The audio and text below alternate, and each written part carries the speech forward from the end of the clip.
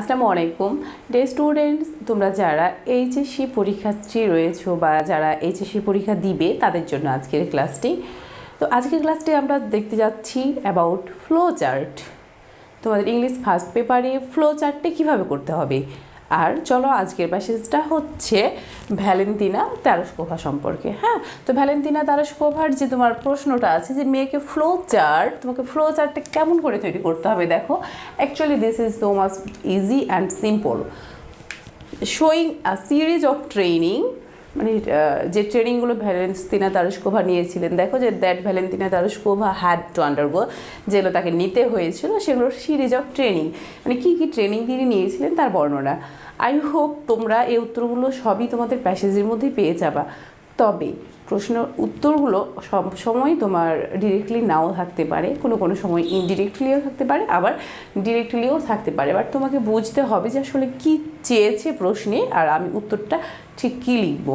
তো দেখো যে উনি কী কী ট্রেনিংগুলো করেছিলেন, যেমন তোমাকে ফর এক্সাম্পল একটা দেওয়া থাকবে যে ফার্স্ট অন ওয়েটলেস ফ্লাইট, যে তাকে ওয়েটলেস ফ্লাইটের মধ্য দিয়ে যেতে হয়েছিল।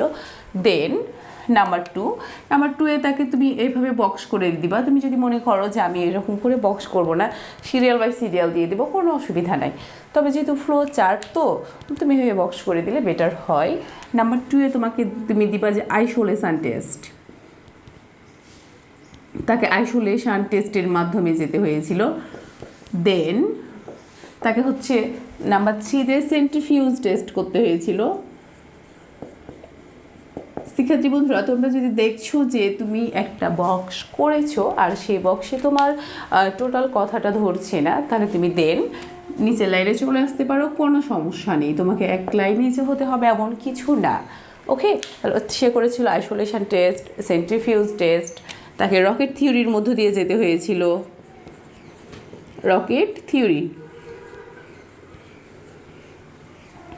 তাকে করতে হয়েছিল তোমার স্পেসক্রাফট ইঞ্জিনিয়ারিং,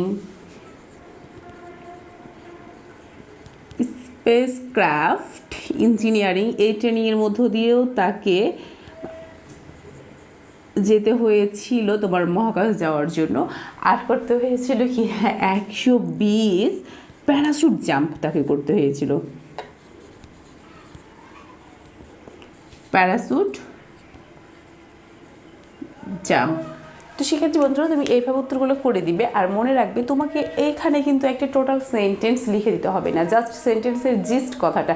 আমরা লাইক টাইটেল যেভাবে লিখি যে সেন্টেন্সের জিস্ট কথাটা, ঠিক সেইভাবে এখানে ফ্লো চার্ট আনসারগুলো করে দিবে। তো শিক্ষার্থী বন্ধুরা, এরপরে তোমাদের আরও ফ্লো চার্ট নিয়ে অনেক ভিডিও আসছে। সো আজকে ভিডিও পর্যন্তই, আল্লাহ হাফেজ।